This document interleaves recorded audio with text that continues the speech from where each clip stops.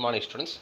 In this video we are going to see 10 practice problems for the upcoming TNPSC Combined Statistical Subordinate Service Exam. Part 11. Question number 1. If probability of A union B is equal to 1, then A and B are option A mutually exclusive events, option B equally likely events, option C exhaustive events, option D independent events. If A and B are mutually exclusive events, then probability of A intersection B will be equal to 0. They have nothing in common. If they are equally likely, then probability of A will be equal to probability of B. Exhaustive meaning means the total, it includes all the events. Therefore, here probability of A union B is equal to 1. Therefore, the correct option is exhaustive event, option C.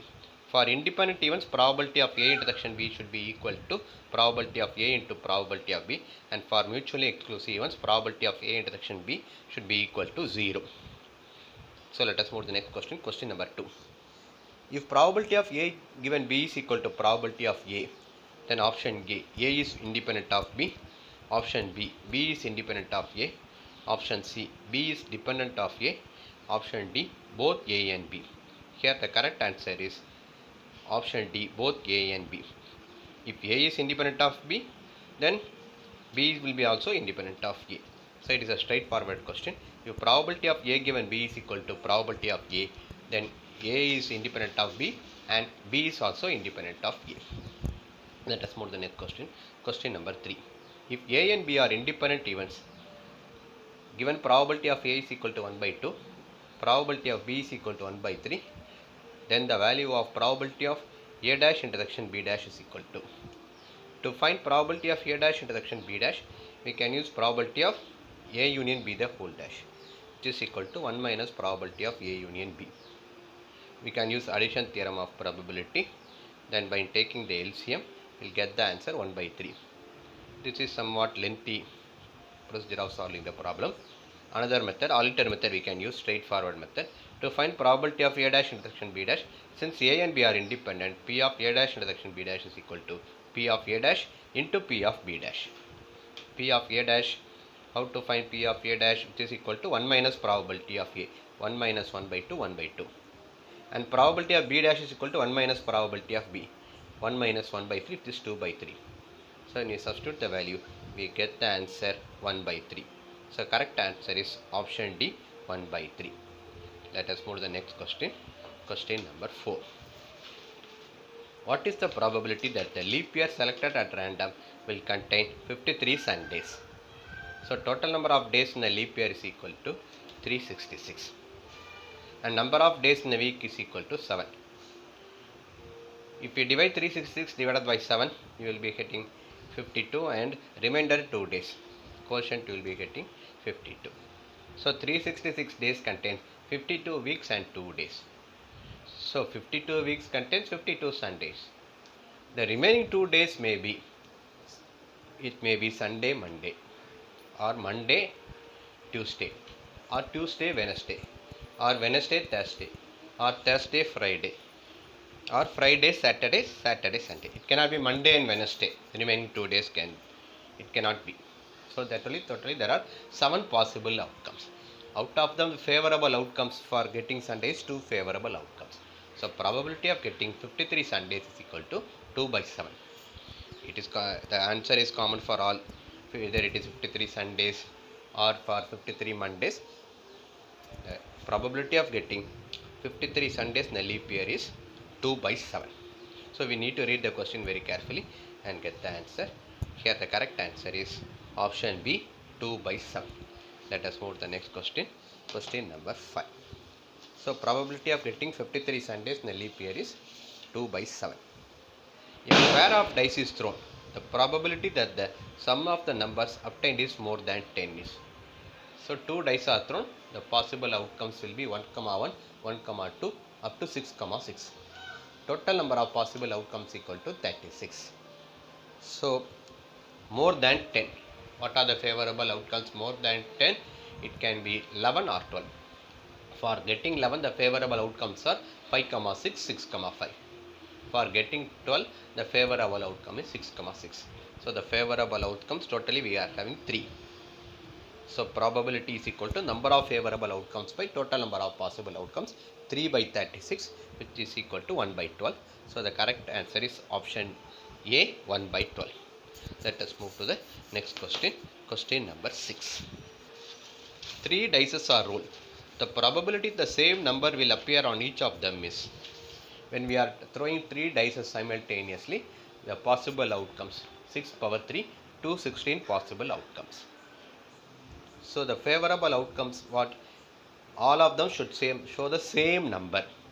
The favorable outcomes are 1 1 1 or 2 comma 2 comma 2, 3 comma 3 comma 3, 4 comma 4 comma 4, 5 comma 5 comma 5, 6 comma 6 comma 6.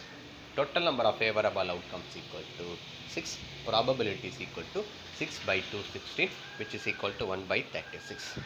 So the correct option is option C, 1 by 36. So when we are throwing 3 dice simultaneously, total number of possible outcomes will be equal to 216. Generally, when we are throwing n number of dice, the total number of possible outcomes will be equal to 6 power n. Suppose we are doing 2 dice, 6 power 2, 36 possible outcomes. Let us move to the next question. Question number 7. The chance that a leap year selected at random contains 53 Tuesdays and 53 Fridays. So already I have seen the problem. There we have seen 53 Sundays. So what is the probability of getting 53 Tuesdays and 53 Fridays? There is no chance of getting 53 Tuesdays and 53 Fridays. So here the correct answer is, probability is 0. Option C, 0. There is no chance of getting 53 Tuesdays and 53 Fridays at the same time. Let us move to the next question. Question number 8. A box contains 5 white and 7 black balls. 3 balls are drawn in succession. The probability of drawing that all the 3 balls are white when each ball is replaced one by another.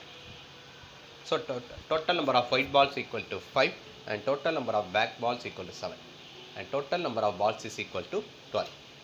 So out of 12 balls, we are going to take 3 balls one by one and replacing the ball. So what is the probability of getting all the 3 balls white? So probability of getting white ball, first ball white. Out of 12 balls, we are going to take only one ball, which should be white, 5 by 12. And we are replacing the same ball. Once again, what is the probability of taking the white ball? Same 5 by 12. Once again, we are replacing the ball. Once again, what is the probability of taking the white ball? It is same 5 by 12. So totally what we get, we multiply, we get 125 by 1728. So here the correct answer is option A, 125 by 1728. Let us move to the next question. Question number 9. If two events A and B are independent events, then option A dash and B are independent events. Option B, A and B dash are independent events. Option C, A dash and B dash are independent events. Option D, all the above are true. So it is one of the property of independent events. A and B are independent, then A and B dash are also independent. A dash and B are also independent. A dash and B dash are also independent events. So here the correct answer is option D, all the above are true. So it is one of the most important property of independent events. Here I am asked a straightforward question. In our examination it may be twisted, but if you know the property very well, you can answer it very easily. Whatever the mode, they may be asking this question. Let us move to the last question in this video. Question number 10. The probability of A speaking truth is 4 by 5, while the probability of B speaking truth is 3 by 4. The probability that they both contradict each other on an identical point is. So probability of A is equal to 4 by 5. Probability of A speaking truth is represented by P of A. Probability of B speaking truth is represented by P of B is equal to 3 by 4. Probability of A speaking lie is denoted by P of A dash, which is equal to 1 minus P of A, which is equal to 1 minus 4 by 5. So how to find 1 minus 4 by 5? We keep the same denominator 5 and we need to subtract 5 minus 4, 1 by 5, that is P of A dash. Like the same procedure, we are finding P of B dash is equal to 1 minus P of B, 1 minus 3 by 4. We write the same denominator 4, 4 minus 3, 1 by 4.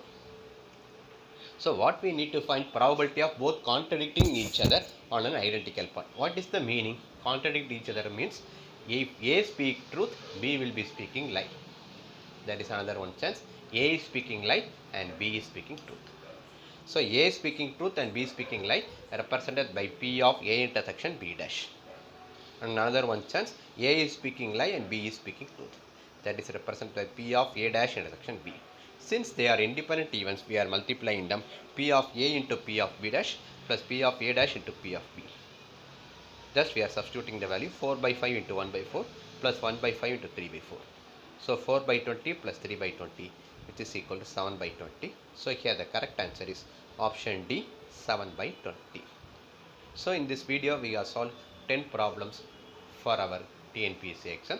If you like this video, you subscribe my channel and share with your friends. Thank you, students.